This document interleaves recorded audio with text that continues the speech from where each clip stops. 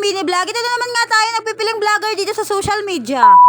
Pagkatapos nga namin kumain lahat, bumaba na nga ako para nga tanggalin itong mga sinampay ko sa labas. Pinisto ko pa nga yung kamera dyan at bumaba nga itong asawa ko para nga pumasok sa trabaho at nanghihingi talaga siya ng kiss. At dahil nga hindi naman ako sanay at nahihiya talaga ako, kaya ganyan talaga ang nangyayari sa amin tulakan. Na para bang inaayawan yung isa't isa, na parang ganun. Ganyan nga talaga kiligin ng mami Ririn yun, na para bang wala na nga eme-eme yan, tinagal ko na nga itong mga nakasampay dahil nga maglalalaban na naman tayo. Kapag ganito nga nagtatanggalan na naman tayo ng mga sinampay, asahan nyo na naman nga na maglalaban na naman ako. Wala naman kasing bago sa mga ginagawa ko, kundi ito lang ng paulit-ulit sa araw-araw. Kapag nga hindi naglalaba or kaya naglilinis, ay talagang nakahilata magdamag hanggang maging kuba. At dahil nga nasa mood ako, kaya naman sasayawan ko nga kayo dyan ng biri-biri like. Kapag ikaw ba naman kinis bago pumasok sa trabaho, hindi ka ba mapapasayo ng daling-daling dyan? Bago nga pala ako maglalaba dyan, ipiplex ko nga muna sa inyo itong mga lalabahan ko na sobrang dami talaga, kulang na lang labhan ko yang sa inyo. At dahil nga ang dami-dami kong lalabahan, wala na nga akong sasayangin na oras, mag-uumpisa na nga akong maglaba at magkusot dyan. Baka kasi pag puro lang tayo kadaldalan, abutin talaga tayo ng kinabukasan nito. Well, hindi na nga bago sa akin na pag naglalaba nga, inaabot talaga ng kinabukasan pa. Paano ba naman kasi hindi talaga kasi ako nakakapaglaban ng tuloy-tuloy dahil may mga maliliit talaga ako, maya-maya lang talaga umiiyak pag alam lang wala ako sa paningin nila. May mga oras pa nga pag hindi nga nila ako nakikita, ay talaga sinisilip na nga nila ako dito sa CR kung ano bang ginagawa ko. Wala nga kasi kaming washing at wala talaga kaming pambili, kaya naman talaga tamang kusot lang ako dyan. Kaya sa susunod nga pag may pera ako, bibili na nga ako para nga habang naglalaba ako, ay mababantayan ko pa rin nga ang mga bata. Kapag ganitong busy nga ako at maraming ginagawa, kami na lang talaga ng mga anak ko ang naiwan dito sa bahay. Bago nga kasi talaga ang pasok ng asawa ko sa mga business nga lang siya talaga nagdi-day off, kaya talaga wala akong maasahan na magbantay sa mga bata. Kapag day off niya nga talaga, hindi ko na nga talaga siya inutusutusan kasi nga pahinga niya naman talaga yun, hindi talaga dapat kung gumanaw kung mga dapat gawin. Kayo na nga bahala umintindi sa mga pinagsasabi ko dahil Diyos ko naman pagod na ako. At dahil nga mano-mano lang yung ginagawa ko sa paglalaba, kaya naman kunti kusot lang, okay na yan. Hindi ko na nga kailangan i-perfect yan, baka kasi matanggal itong mga braso ko kakakusot. Kita niyo naman mukha na nga akong bangkay dyan, magiging makay pa nga lalo sa mga labahan na to. Alam niyo kasi sa totoo lang, yung asawa ko never talaga nakapaglaba yan, kahit nga plato hindi nakapaghugas yan eh. Kaya never ko na talaga siyang maasan sa mga ganitong bagay. Sariling sikap na lang tayo kung ayaw mo talagang makalbo. At kaya lang naman talaga gawin yan ay gumawa ng maraming bata, Diyos ko naman. Pagkatapos ko ang kusutan at brush lahat, iniwan ko nga muna yan sa grid dyan dahil umiiyak na nga yung mga bata. Pagkapasok ko nga bumungan nga sa akin itong mga tupuin, Diyos ko naman pala nakalimutan ko palang tupuin to bago nga ako maglaba. Kaya nang inaantay natin magtupuin na para matapos na lahat-lahat at makapagpahinga na nga tayo. Dahil mamaya may babanlawan na naman tayo at sasampay ng mga dumi. Hindi na talaga natatapos-tapos itong mga ginagawa ko. Nagsabay-sabay na talaga lahat. Kung gusto mo may sabay mo na lang yung mga ginagawa mo ngayon, ako nagagawa lahat. Pagkatapos ko nga pala magtupi dyan, humiga ako at nakatulog nga ako, gabi na nga nagising. Kaya naman gabi ko na nga lang dinabanlaw at nasasampay itong mga sinasampay ko. Buti na lang talaga nandito na yung asawa ko, kaya naman may nagbabantay na nga sa mga bata. For the first time in my life nga, kaunti na nga lang talaga yung nilabhan ko ngayong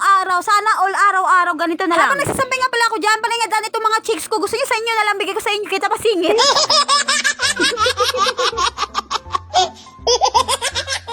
Finally nga, natapos na nga ako sa pagsasampay. Kaya naman hanggang dito na nga lang. Bye-bye!